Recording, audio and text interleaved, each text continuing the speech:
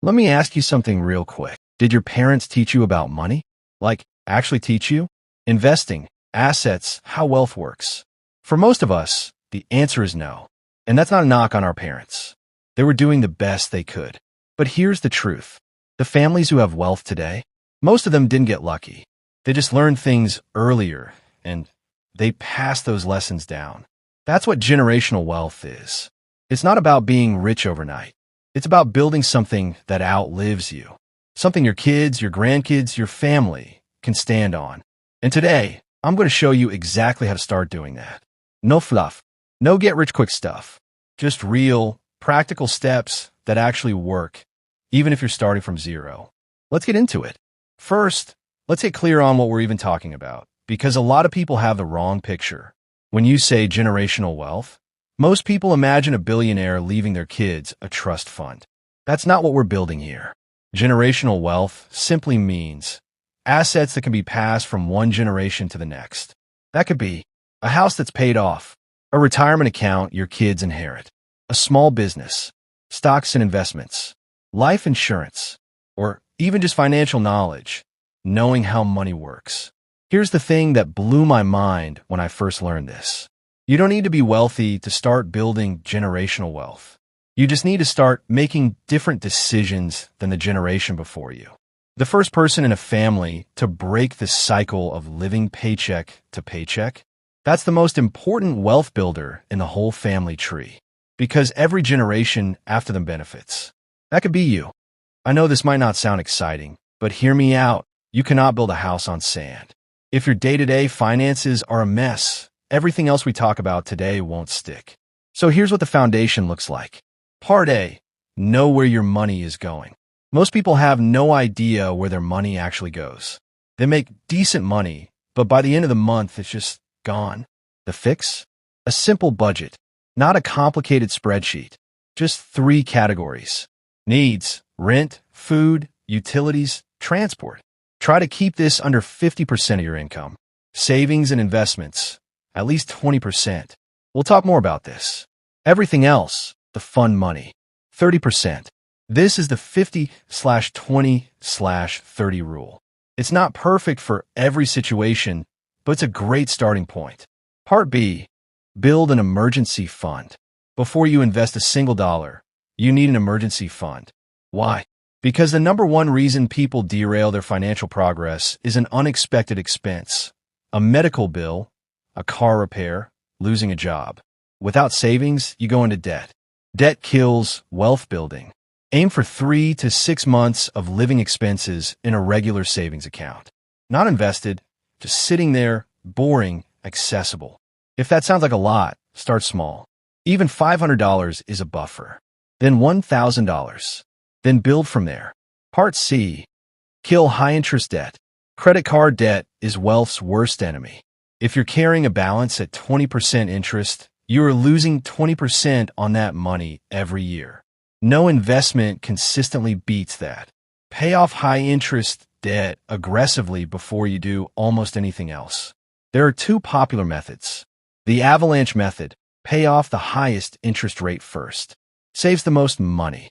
The snowball method, pay off the smallest balance first. Builds momentum and motivation. Pick the one you'll actually stick to. The best method is the one you follow through on. Step 2, invest. Start now. Stay consistent. Okay, this is where things get exciting, because this is where real wealth is actually built. The secret to generational wealth isn't making a lot of money. It's putting money to work so it grows while you sleep. And the name of that game is compound interest. Let me show you why this matters so much. B-roll or graphic, compound interest chart. If you invest $300 a month starting at age 25 with an average 8% annual return in the stock market, by age 65, you'd have roughly $1 million. But if you wait until age 35 to start, that same $300 a month only grows to about $440,000.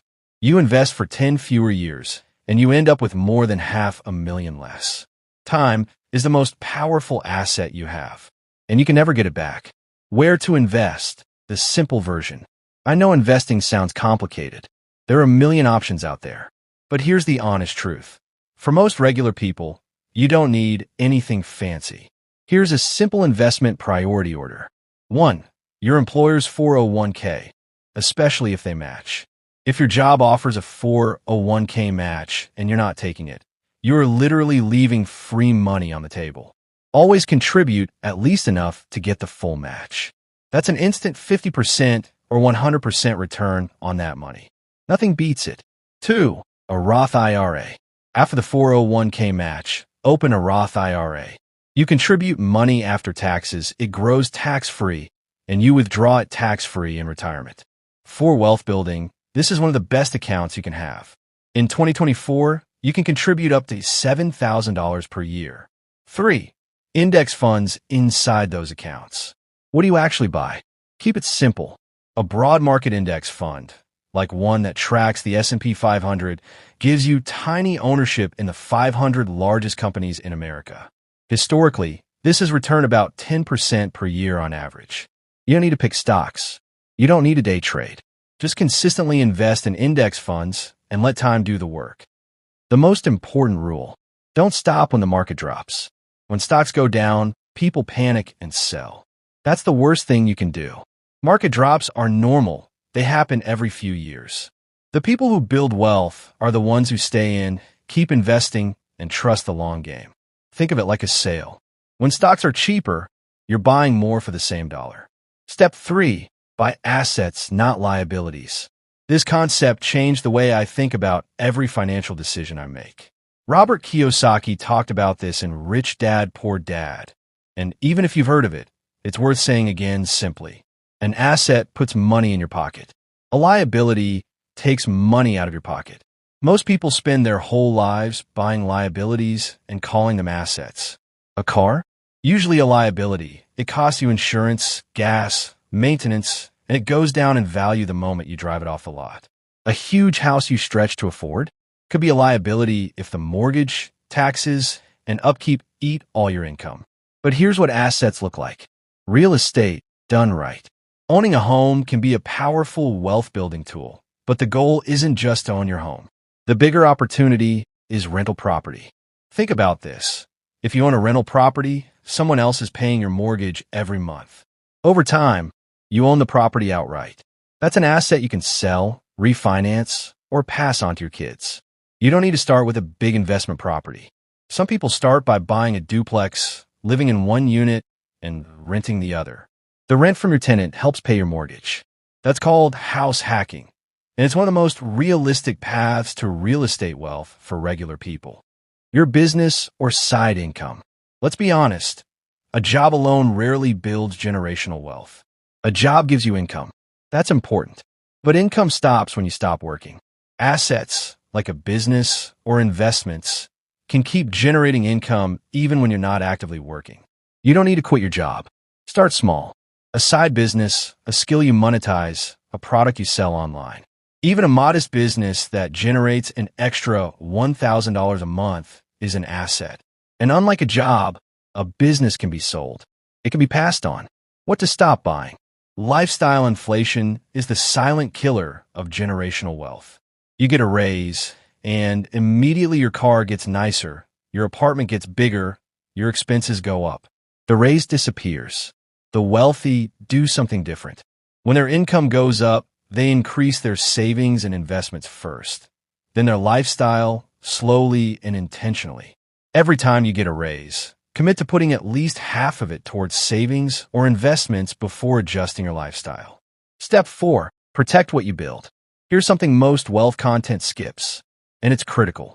You could do everything right, save, invest, buy assets, and then one major event wipes it all out. A lawsuit, a medical emergency, dying without a will. These things happen. Generational wealth means not just building, but protecting. Life insurance. If anyone depends on your income, a spouse, kids, aging parents, you need life insurance. Term life insurance is the simplest and most affordable kind. You pay a relatively small monthly premium, and if you die during the term, your family receive a large payout that can cover debts, living expenses, or investments they can grow. A healthy 30-year-old can get a $500,000, 20-year term policy for around $20 to $30 a month. That's cheap peace of mind. A will and beneficiary designations. If you die without a will, the government decides what happens to your stuff. That process, called probate, can be slow, expensive, and it may not go to the people you intended. A basic will doesn't need to cost thousands of dollars. There are legitimate online legal services that can help you draft one for a few $100s or less. Also, check your beneficiary designations on your retirement accounts and life insurance. These override your will. If your ex-spouse is still listed as a beneficiary on your 401k, they may get it regardless of what your will says. Adequate insurance coverage. Make sure you have health insurance. Medical debt is the leading cause of bankruptcy in the U.S. Renters or homeowners insurance. Disability insurance, especially if you have a family. You're far more likely to become disabled than to die early. These aren't just bills. They're shields for everything you're building. Step 5. Teach your kids about money. Here's the thing about generational wealth that no one talks about enough. Money without financial knowledge doesn't last. There are countless stories of people who received large inheritances and burned through them in just a few years. Why? Because they never learned how money works. The most valuable thing you can pass on to the next generation isn't money. It's financial education. Start early and make it normal. Talk about money with your kids. Make it a normal dinner table conversation, not a stressful or shameful topic. When your kid gets $20 for their birthday, instead of saying, put it all in your piggy bank, try this. 50% into savings. 30% they can spend on whatever they want. 20% to give to something meaningful, charity, a gift for someone else. You're teaching habits. Habits become identity. I'm someone who saves and gives is a powerful identity for a child to grow up with. Teach them how money actually works. When they're old enough, explain the difference between a job, a business, and investments. What a credit score is and why it matters. How compound interest works, both for and against you. Why they should invest early. Consider opening a custodial investment account for your child. Put a small amount in an index fund and show them how it grows over time.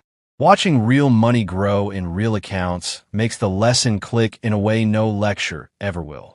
Model the behavior. Kids watch what you do more than what you say. If they see you stressed about money, impulse shopping, and avoiding bills, that becomes normal to them. But if they see you budgeting, talking about investments, reading about money, making intentional decisions, that becomes their normal too. You don't have to be perfect. You just have to be intentional. The mindset shift. I want to take a step back and talk about something deeper for a moment. Building generational wealth requires a specific mindset. And it's not just about money. It's about thinking long-term in a world that rewards short-term thinking. Every advertisement you see is designed to get you to spend right now. Your social media feed shows people flaunting lifestyles that are often built on debt. The whole world is pushing you toward instant gratification. Generational wealth is built by people who can say, not today, I'm building for later. That doesn't mean you never enjoy your life. It means you're intentional about where your money and energy go. Ask yourself and honestly answer this question. Am I making this financial decision for today me or for future me and my family? Not every decision needs to be for the future, but the pattern of your decisions over months, years, decades will determine what you build. The families with generational wealth aren't smarter than you. They're not luckier, not all of them, anyway. They just think with a longer time horizon. And you can do that too, starting today. All right, let's recap everything we covered today. Step 1, get your foundation right. Budget, emergency fund, kill high-interest debt. Step 2, invest consistently.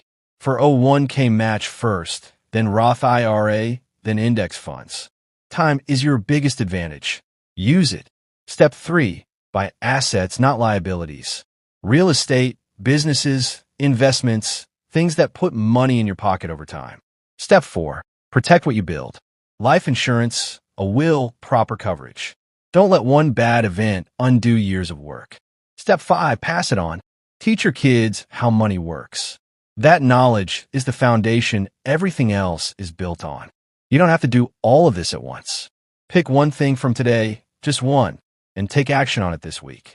Maybe it's finally setting up that 401k. Maybe it's opening a Roth IRA. Maybe it's writing a simple will. Whatever it is, do it. Because in 20 years, when your kids are grown and you can look back at the decisions you made, you won't regret starting. You'll only ever regret waiting. If this video helped you, share it with someone who needs to hear it. Drop a comment below with which step you're starting with. I read every single one. And I'll see you in the next one.